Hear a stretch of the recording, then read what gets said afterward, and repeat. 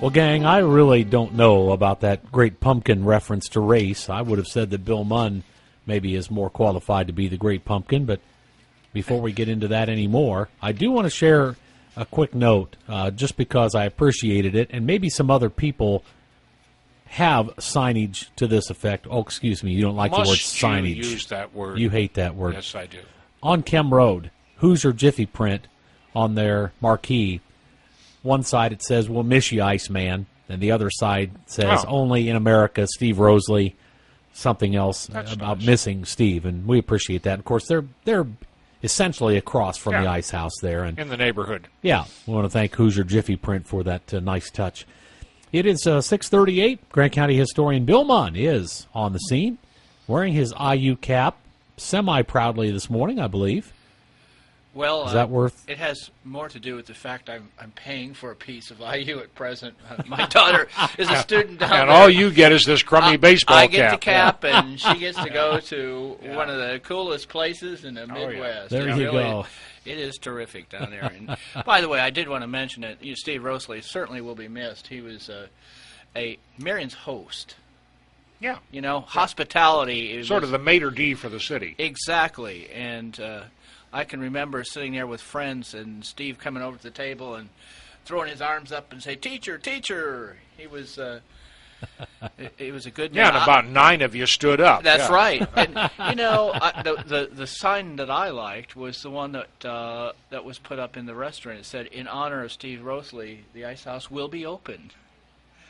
And that that's covers him, it, doesn't it? Yeah, that's him. Really, really great guy and a great meeting place for friends for a number of years. This is quite a month for history in Grant County. There's a lot of stuff going on. We've already had the James Dean Fest. In a couple of weeks, there's going to be a Theodore Roosevelt reenactor at the Hostess House. Yes. They're going to have a Theodore Roosevelt dinner. Exactly. What if they're going to have moose? Maybe specifically a bull moose. A bull moose. But whatever they have, it will be bully.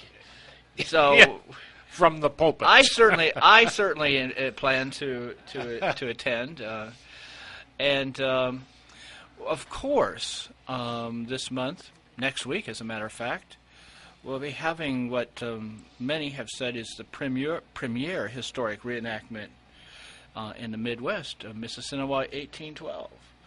Next Saturday and Sunday. Friday, Saturday, and Sunday of this week. At the end of this week. And I have a special interview this morning with one of the movers and shakers of Mississinewa 1812, Mr. Ed Breen. Ed, one of the things that I've been meaning to ask you about is a little bit about the earlier event that, as I understand it, in the 1920s, the Miami Indians. Well, there was an event out there for the centennial of it in 1912, and there are photographs of that. There was a great gathering of folks who came out. And then there was an attempt in the 1920s. Then later in the 1960s, there was a group of people that included Mike Kiley and Dick Earlywine and lots of other people trying to get something done out there. So over the years, no one has forgotten that the battle occurred there, just that it took a while to get a commemoration. Wasn't there a small monument that was installed by students from Marion High School? It's on 500 North, just east of the Jalapa Bridge. And that was Cora Strawn's high school class in 1920 that did that. Ah, yes, the famous Cora Strawn. Very, very interesting. And that had fallen into disrepair. It's built out of river rubblestone, and it had fallen into disrepair. And some of our folks, specifically Jeff Sechrist and the late Joe Noble, put that back together about 6, 7, 8 years ago now. They devoted a lot of time to taking that apart completely and reconstructing it and putting it back together. It looks very nice today. And it's right there along the on the north side of 500 North, just east of the Jalapa River Bridge. Well, if you're going out there, you need to Yeah. stop by and take a look at that, as well as the cemetery. The Indian Cemetery. Well, the Indian cemetery and also the military stones that are set up. Well, yeah, and the Battlefield Society did that. We did that yes. The first year, 1989. We created a memorial site. Now, it is not truly a cemetery because there are no graves at that specific location. Now, there are bodies that were buried after the battle over in that field on the east side of that road, the old Mashingamisha Trail Road. And it's probably a quarter of a mile from where our memorial site is. And the memorial site has a headstone to each of the soldiers who was killed at that battle, and then there is a tribute to both the Indians and the military. Each has a separate stone there at the memorial site. I believe, if memory serves, that several years ago, wasn't there a grave found down around Jay County or Portland? Well, there are several over in the one Eaton area. But Yeah. I think that's been about the last one that has been located. Yeah, there were several that died, that were wounded here, died on the way back there, buried in the Eaton area. Now and there is a memorial site over there also. It'll be, I'm certain, a glorious fall day to go out to the... That's what the weather forecast is right now. It's but as I understand it, the actual battle was in December? December, the morning of December 18th. So it would have been a little... Oh, yeah, there was heavy snow, deep snow. It was not pleasant. Now, think about this when we're talking about historic reenactment, that if you made it exactly the way it was, nobody would come. Well, only the hardiest. Come close a couple of times, closer than we wanted to. Well, which actually leads me to ask about the present incarnation. I believe in '92. Is that the next year? 88. 88. The first. Okay, but then is next year the 20th?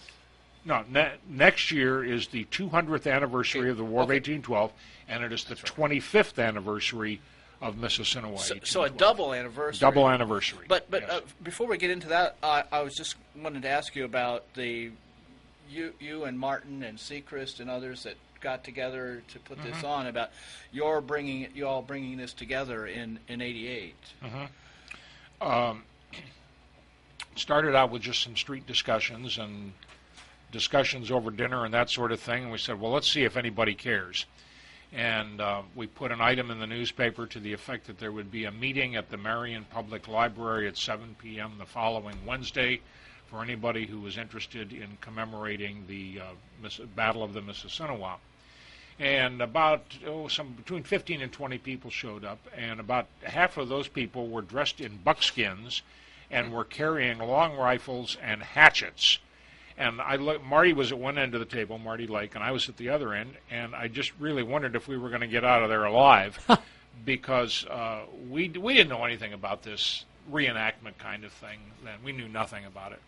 And these were a group called the Mendocino Long Rifles, which was based up in northern Grant County, and some Wabash County people were involved.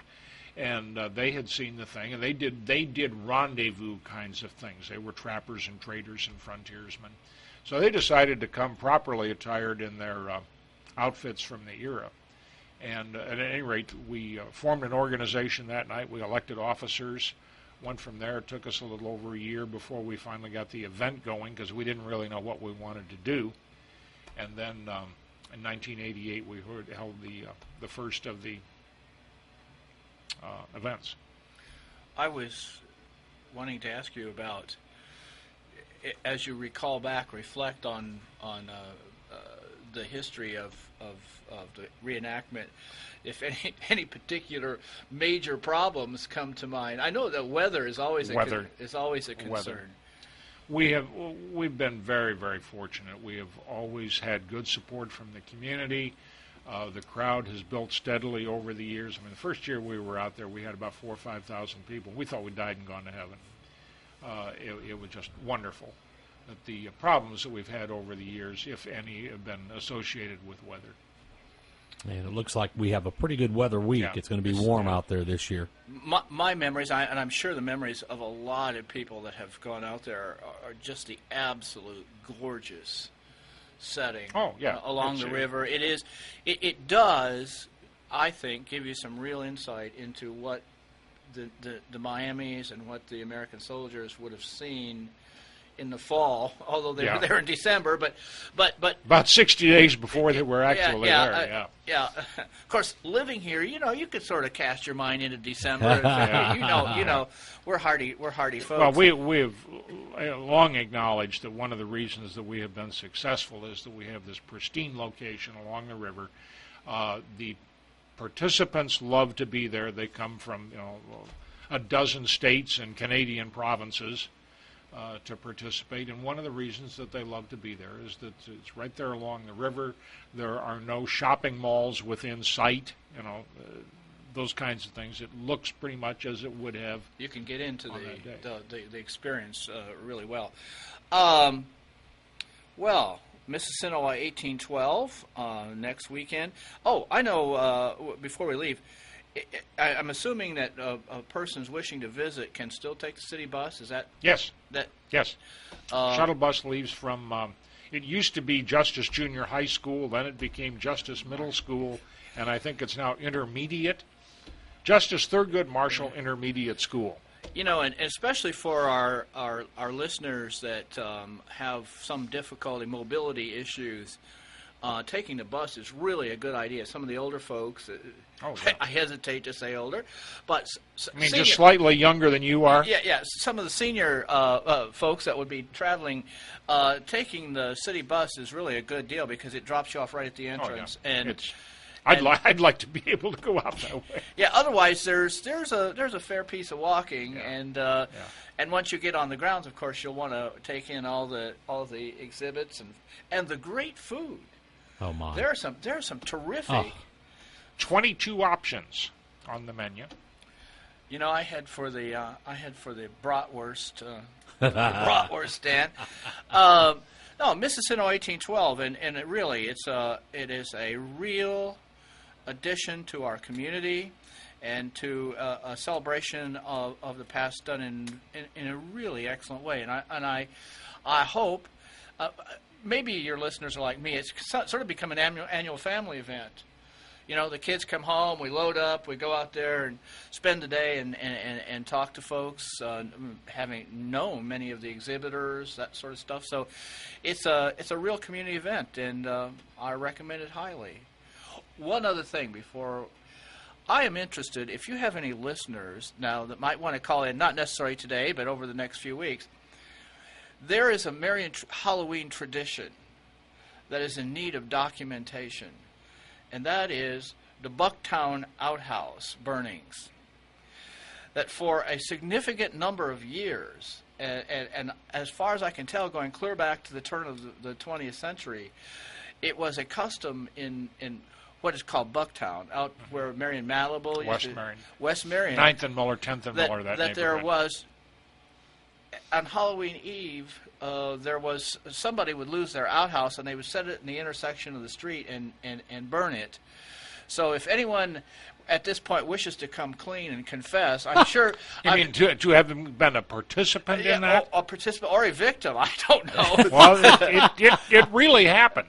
Oh yes, and it still happened into the 70s. There were still, I don't know where they were finding them, but they were.